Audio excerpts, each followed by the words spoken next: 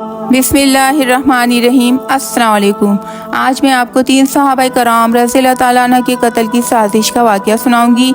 आपसे गुजारिश है कि वीडियो को आखिर तक लाजमी देखिएगा।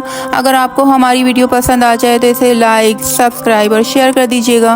हज़रत अली रज़ी अल्लाह ताला अन्हु के लश्कर ही का एक ख़ास गिरोह था जो अपनी हिमाकत और जहनी कजरवी की वजह से इनके फैसलों को गलत और माअज़ल्लाह कुरान मजीद के सही खिलाफ समझकर इनका मुखालिफ और आमादा बगावत हो गया था। इनकी तादाद कई हजार थी। फिर हज़रत अली रज़ी अल्लाह ताला अन्हु की फ़ाम व तफ़हीम के नतीजे में इनमें से ख़ास तादाद राह रास्त पर आ गई, लेकिन इनकी बड़ी तादाद अपनी गुमराही पर कायम रही और कत्ल व कताल पर आमादा हो गई। बिलाखिर हज़रत अली रज़ी अल्लाह ताला अन्हु को इनके खिलाफ ताकत इस्तेमाल करनी पड़ी, जिसके नतीजे में इनमें से अक्सर का खात्मा हो गया। कुछ बाकी रह गए। इन बाकी रह जाने वाले में से 3 शख्स, नंबर 1 बर्क बिन अब्दुल्ला, नंबर 2 उमर बिन बकर तमीमी, नंबर 3 अब्दुर्रहमान बिन मलजम मक्का मुकर्रमा में जमा हुए। उन्होंने सूरत हाल पर तबादला ख्याल किया और इस नतीजे पर पहुँचे कि सारा फितना इन लोगों की वजह से है जिनके हाथों में हुकूमत है।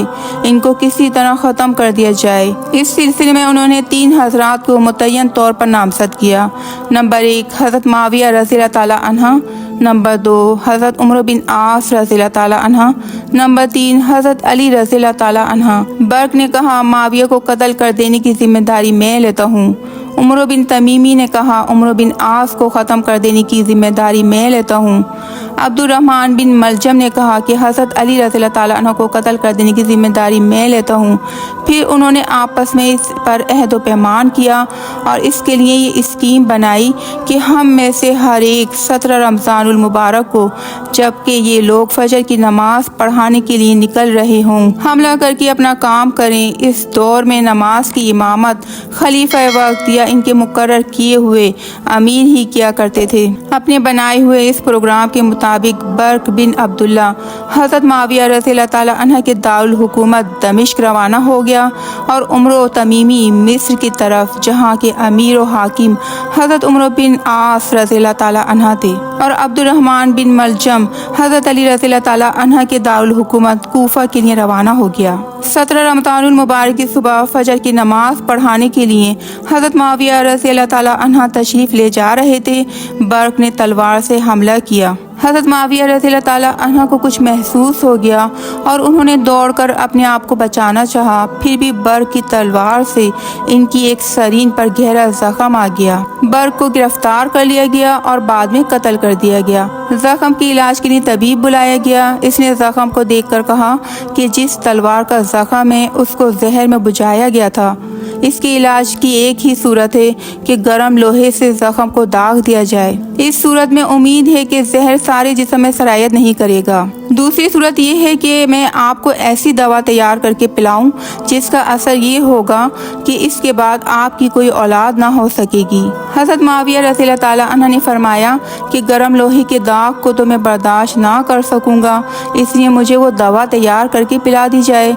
मेरे लिए 2 बेटे यजीद और अब्दुल्ला काफ़ी हैं। चुनाचा ऐसा ही किया गया और हज़रत माविया रज़ी अल्लाह ताला अन्हु सेहतयाब हो गए। उमर तमीमी अपने प्रोग्राम के मुताबिक हज़रत उमर बिन आस रज़ी अल्लाह ताला अन्हु को ख़त्म करने के लिए मिस्र पहुंच गया था, लेकिन अल्लाह ताला की मशीयत के 17 रमज़ान की रात में हज़रत उमर बिन आस रज़ी अल्लाह ताला अन्हु को ऐसी शदीद तकलीफ़ हो गई कि वो फजर की नमाज पढ़ाने मस्जिद नहीं आ सके। उन्होंने एक दूसरे सहाब ख़ारजा बिन हबीब को हुक्म दिया कि वो इनकी जगह मस्जिद जाकर नमाज पढ़ाएं। चुनाचे वो आए और नमाज पढ़ाने के लिए इमाम के मुसल्ले पर खड़े हुए तो उमरों ने इसको उमर बिन आस रज़ी अल्लाह ताला अन्हु समझकर तलवार से वार किया और वो वहीं शहीद हो गए। उमरों को गिरफ्तार कर लिया गया। लोग इसको पकड़कर मिस्र के अमीर और हाकिम हज़रत उमर बिन आस रज़ी अल्लाह ताला अन्हु के पास ले गए। इसने देखा कि लोग इनको अमीर के लफ्ज़ से मुखातिब कर रहे हैं। इसने लोगों से पूछा, ये कौन है? बतलाया गया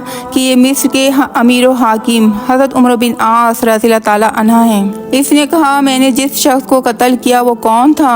बतलाया गया कि वो ख़ारजा बिन हबीब थे। उस बदबख्त ने हज़रत उमर बिन आस रज़ी अल्लाह ताला अन्हु को मुखातिब करके कहा, ए फासिक, मैंने तो तुझको कत्ल करने का इरादा किया था। حضرت عمر بن عاص رضی اللہ تعالیٰ عنہ نے فرمایا تو نے یہ ارادہ کیا تھا اور اللہ تعالیٰ کا وہ ارادہ تھا جو ہو گیا۔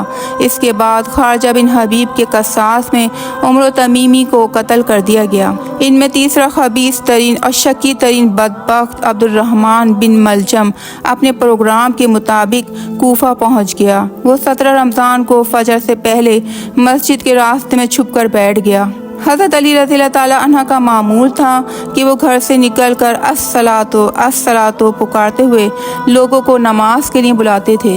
اس دن بھی حسب معمول اسی طرح تشریف لا رہے تھے کہ بدبخت ابن ملجم نے سامنے سے آ کر اچانک آپ کی پیشانی پر تلوار سے وار کیا اور بھاگا، لیکن تعاقب کر کے لوگوں نے اسے پکڑ لیا اور حضرت علی رضی اللہ تعالیٰ عنہ کے سامنے پیش کیا گیا۔